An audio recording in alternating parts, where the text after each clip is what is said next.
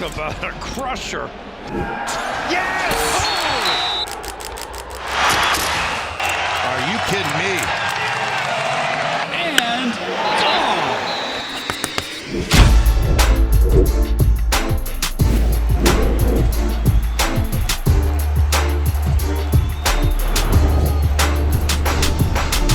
Welcome back to the Schoolyard Sports podcast. On this is podcast Lane Frank.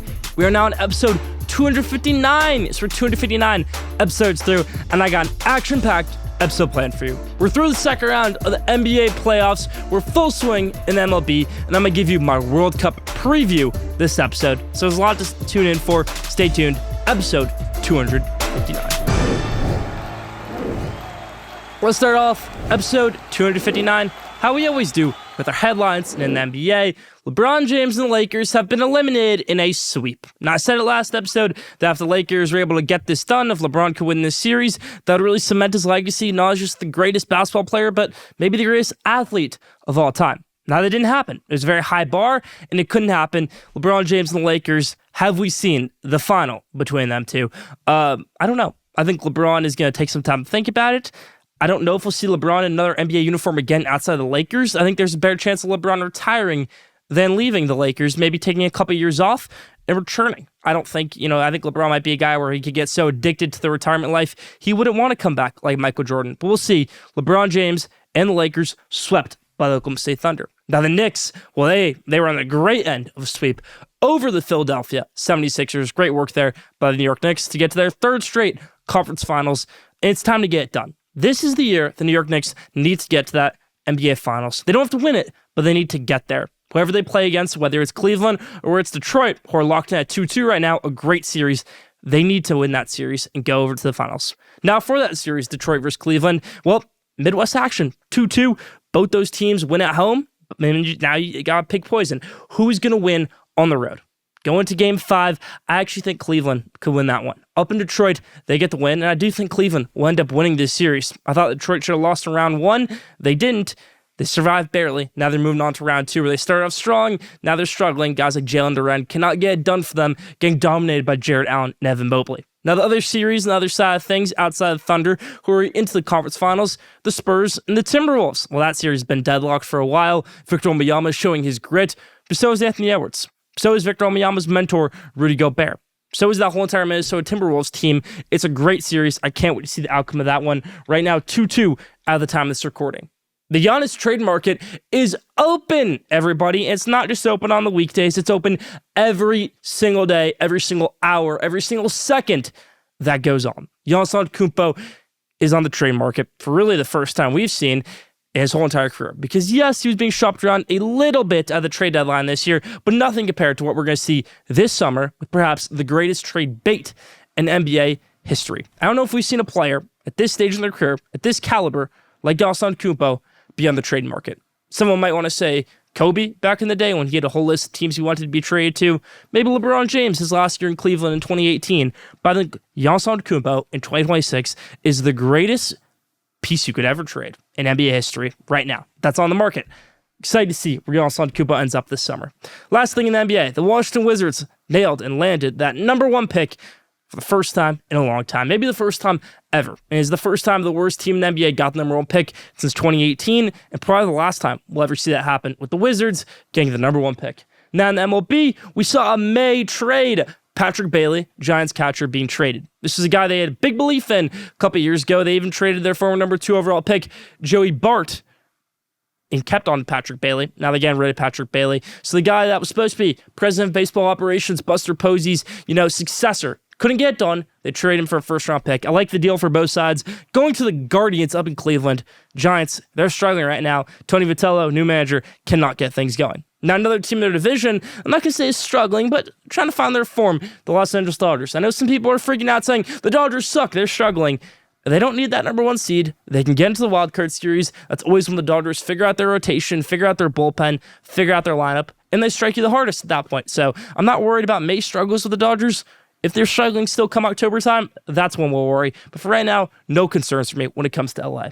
Now, Aaron Judge has the most home runs in the MLB, but there's a guy coming up on him, and Munetaka Murakami sitting at number 15 home runs, second in the MLB. Very impressive from the White Sox slugger, a guy who kind of took a prove-it deal. Talked about him a lot on this show, but very impressive stuff that Munetaka Murakami is doing. A low average, but a lot of home runs. Kind of an old kind of player, old traditional player, where he's not getting on base 1,000 times a game, but he is hitting those home runs for you, Munetaka Murakami. Now, the Yankees, they might just be finding a new ace in Cam Schlittler. Garrett Cole still made his return to the bump since 2024, in that World Series run against the Los Angeles Dodgers. But this guy, Cam Schlittler, in the second full season MLB, is dominating on the mound. 1.3 ERA. He's the best pitcher for the Yankees, and he is their ace. That's part for the headlines. Still more to come. Episode 259.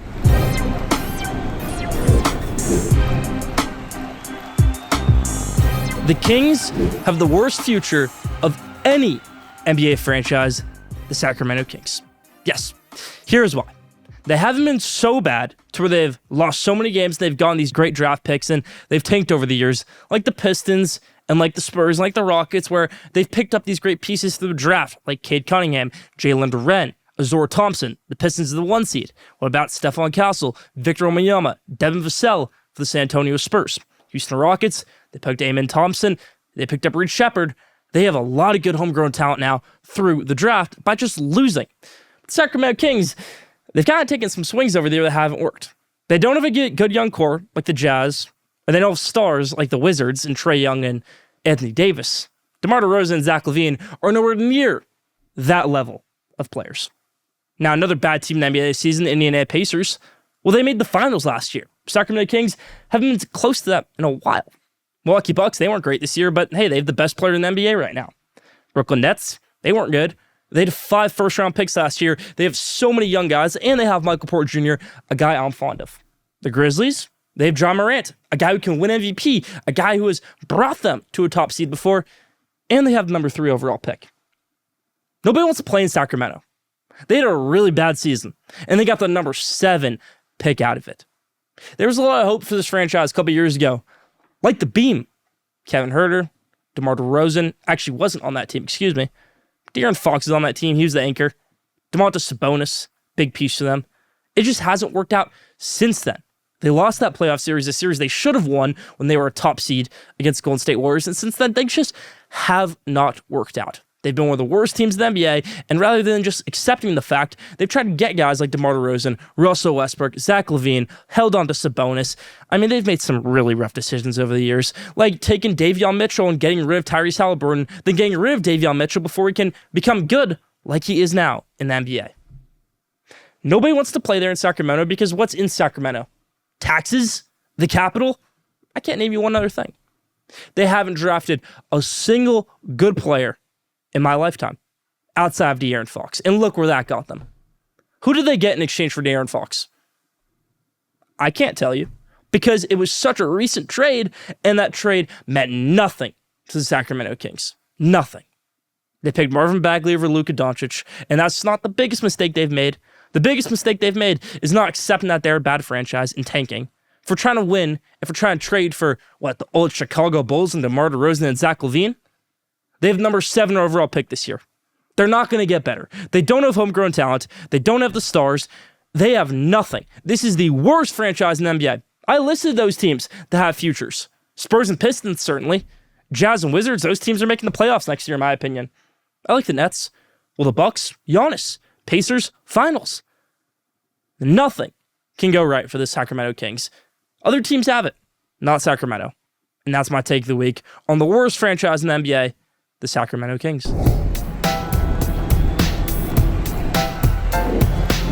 Now, top 5. This week's top 5 is the top 5 guys I'm looking forward to watching in this year's World Cup. Coming up in less than a month. I can't wait to watch it. We're going to see some repeats, some guys that are going to be stars in this World Cup. Let's see who I'm excited to watch in this one.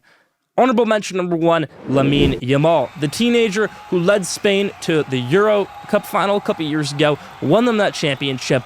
Spain is probably the favorite to win this World Cup, and he's the anchor of that team at a very young age. Plays for Barcelona, does a great job there. Lamine Yamal is the honorable mention for me because, yes, he's exciting to watch. We're going to see him for a long time. I'm excited to see these 5 guys just a little bit more. Starting out with number 5, the American Christian Pulisic. Captain America. Now, he's not the best player in the world, but I will say this, he's in better form now than he was in 2022. When he was in 2022, he was on Chelsea, kind of down the dumps a little bit, moved over to AC Milan, has done a great job there. Christian Pulisic, number 5 on my list. I do think he could take this USA team into that knockout stage. Number 4, a guy making his World Cup debut, and a guy who, won the Ballon d'Or 2 years ago, one of the best players in the world, won a Champions League, Erling Haaland. Yes, he's done great things for Man City. Yes, he's a freak of nature physically and on the pitch. Erling Haaland out of Norway. Number 4, a guy I'm looking forward to watching. Number 3, Jude Bellingham. This is his second World Cup. He was 19 in that first World Cup, and now he's really the solidified star for England. It's not Harry Kane, it's not Bukayo Saka, it's not Marcus Rashford, it is Jude Bellingham. And now they have a new manager as well. Gareth Southgate isn't there. I think this is England's chance to win the World Cup, because I've always said this, that England has so much talent. They just can't put together the right lineup. I think they're going to get that right lineup this time. They were very close to winning the Euro Cup in 2024. I think this time around, they might have a chance to win the World Cup, the whole entire thing, something they haven't done in a very long time. 3, Jude Bellingham. Number 2, Vinicius, Jude Bellingham's teammate at Real Madrid. Now, Vinicius is going to need to step up big here because he's kind of out of that gray area that he was in 2022. He's very up and coming then, getting it to form as a superstar, but it still seemed like it was Neymar's team for Brazil. Now, Neymar, we don't know if he's playing in this one. There's a lot of injuries to guys like Rodrigo, Alisson, the goalkeeper, new manager Carlo Ancelotti, who actually coached Vinny at Real Madrid and really got the best stuff out of Vinny at Real Madrid. So I'm excited to watch Vinicius in Brazil, from Brazil, take on this World Cup. Number 2, guy I'm looking forward to watching in the World Cup. Number 1, most intriguing player in soccer, in my opinion, and the guy I can't wait to watch, Kylian Mbappe. Mbappe has basically completed football, it seems like. 2018, he won the World Cup. He's also won some Ballon d'Ors. He's been on the cover of FIFA. Congratulations to him. He's won Champions League with Real Madrid. Now for Kylian Mbappe, when you think of it, international-wise, yes, he won in 2018. Yes, he went to the final in 2022. But he hasn't done anything since that title in 2018 when you're getting that trophy. They lost in the Euro Cup twice. They lost to Denmark, then in 2020, then they lost again in 2024 and couldn't get it done. He needs to win an international championship. He's battling knee injuries, battling a couple other things, but he wants to be the GOAT of football one day, or soccer as we say it in America. So Kylian Mbappe, this World Cup, all eyes are on you. Struggled at Real Madrid a little bit. Like I said, the knee injuries. How is he going to perform in this World Cup? I can't wait to watch. Kylian Mbappe, the French striker, number 1 on my list of intriguing players to watch at the World Cup this year. Stay tuned. Now, did you know? This week's Did You Know is, did you know Scottie Scheffler has been the world number 1 in golf for 150 consecutive weeks. Now, the record for most consecutive weeks number 1 is Tiger Woods with 281 weeks. So for Scottie to break that record, he'll have to do it until October 2028. Seems like a long time away, but I remember when Scottie Scheffler first became number 1, they said, good luck, kid. To break that record of Tiger for most consecutive weeks number 1, you're going to have to do it for 6 years in a row. Well, he's halfway there now. Actually, more than halfway from 2022 when he won that Masters. He's already up there in 2026, and he's still world number 1.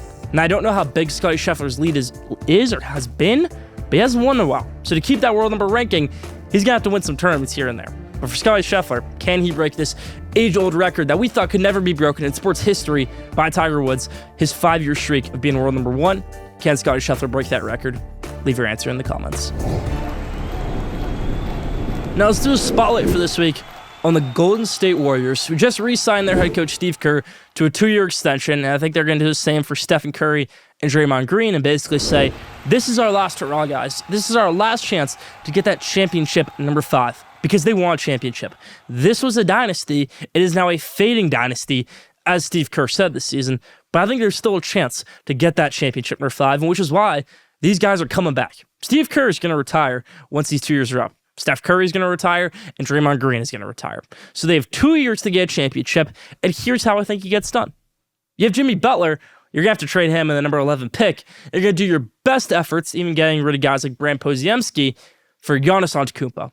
We don't know what the Giannis trade market is going to look like. We don't know if the Warriors are even going to have the best offer for him. But I think Giannis Antetokounmpo would be intrigued by going to play with Stephen Curry, which would be the best pick and roll in NBA history. Stephen Curry and Giannis Antetokounmpo, no doubt about it in my mind. We think Luka and LeBron James? No. Those guys both love to pass. I think Stephen Curry and Antetokounmpo would be a perfect duo in the NBA. And I think it's plausible to get done. You get rid of Jimmy Butler, you get rid of Brian Podziemski, number 11 pick, a couple other contract situations get figured out, and Giannis Antetokounmpo suddenly a Golden State Warrior for this 2-year window. And I've said it before, Giannis, he might not want to play so much longer. He's kind of removed his family to Greece. How much longer does he want to be in America? Maybe his 2-year window is also with the Golden State Warriors, and then he's done with basketball. So for this 2-year window, this is what this starting five would look like. Stephen Curry. I think Moses Moody would actually slot in as their shooting guard, unless they can get, diamond in the rough in there. But let's say it's Moses Moody. Giannis Antetokounmpo would be the small forward. Draymond Green would be the power forward. If they do keep on to Kristaps Porzingis, let's say he'd be that center. I think the shooting guard and center can always change, but your real core is Curry, Giannis, and Draymond Green. Now on the bench, there's some good pieces. Will Richard is under contract for a little bit. Keep on to Al Horford, a couple other guys.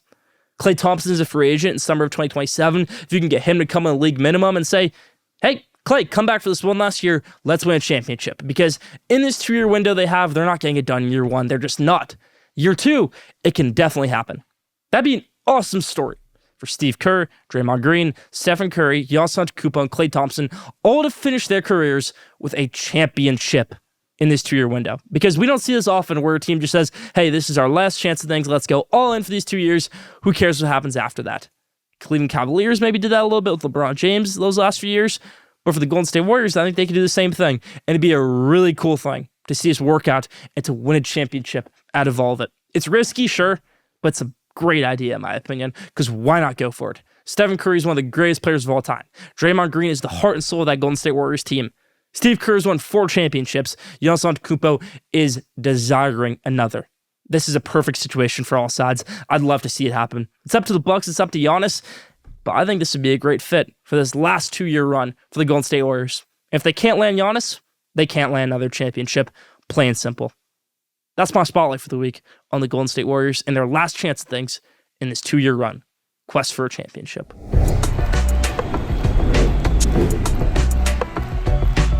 Now, what lane would I take this pro golf issue we've got with the LEAV golfers in the PGA Tour? The LEAV Golf Tour is basically disbanding. They've lost all Saudi funding.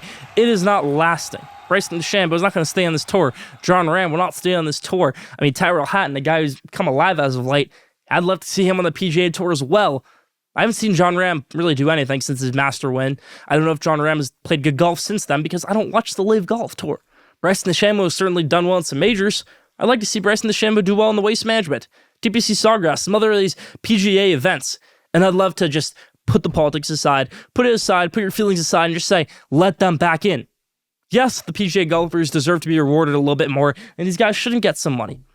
Right? Brooks Koepka, he came back early. Patrick Reed, he came back early.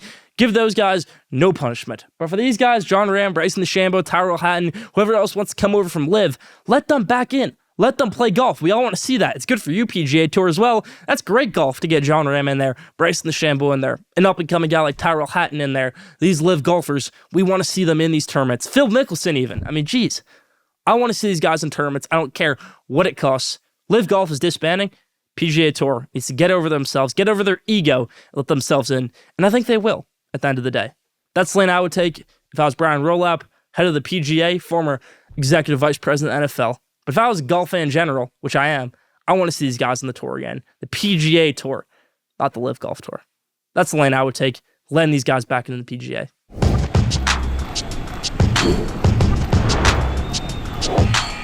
Now, at the buzzer. This week's at the buzzer, I want to talk about something. I'm going to say the most important player you can have in today's NBA isn't necessarily a lottery pick. It's a seasoned college guard. Yes, Jalen Brunson was a seasoned college guard, and he came into the NBA right away. And he's done a great job in the NBA. He's one of the best point guards, and he's leading the New York Knicks to the conference finals for the 3rd year in a row. I don't know if you guys are watching this guy in the Thunder, Ajay Mitchell.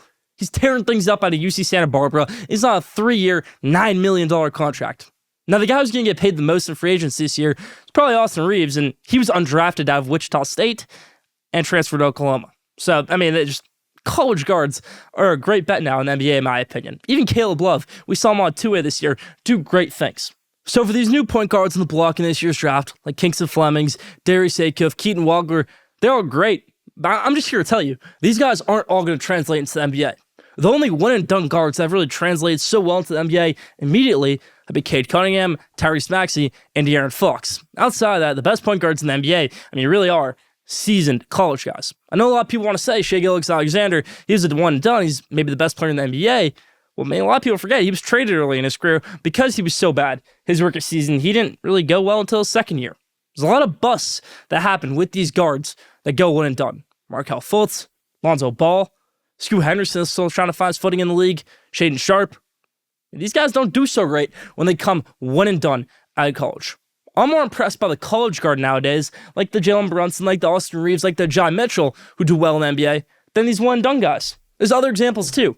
Fred VanVleet, undrafted, played 4 years in college. Derek White played at Colorado for a long time. Tyrese Halliburton played 2 years at Iowa State, was a great player there, and obviously took the team to the finals last year in the Indiana Pacers. Even Stephen Curry played in college for a long time until he got to the NBA. So I think the seasoned college guard is one of the most, if not the most important player in the NBA. It's a fun debate right now with the way this guy, Jai Mitchell, is playing. It's cool to see with the way he's balling out right now for the Oklahoma City Thunder. Can he get on that Jalen Brunson wave? Jalen Brunson, that's a guy who Dallas Mavericks kept on him with a small extension that they didn't want to offer him. Luka Doncic could still be there, and they could have a dynasty with those two guys. Could we see a dynasty, a new one forming, with Shai Gilgeous-Alexander or Jai Mitchell? I'm not going to go crazy over 2 games, but certainly impressive. Love to see these guys ball out, these seasoned college guards. And it's good for college basketball, and it's good for the NBA, in my opinion. So that's my At the Buzzer, talking about the seasoned college guard and why these guards need to stay in college before going one and done until the NBA. Unless you really have it in you. Unless you're that Cade Cunningham, De'Aaron Fox, or Tyrese Maxey, you better stay in college if you're a point guard. That's about it for my At the Buzzer this week.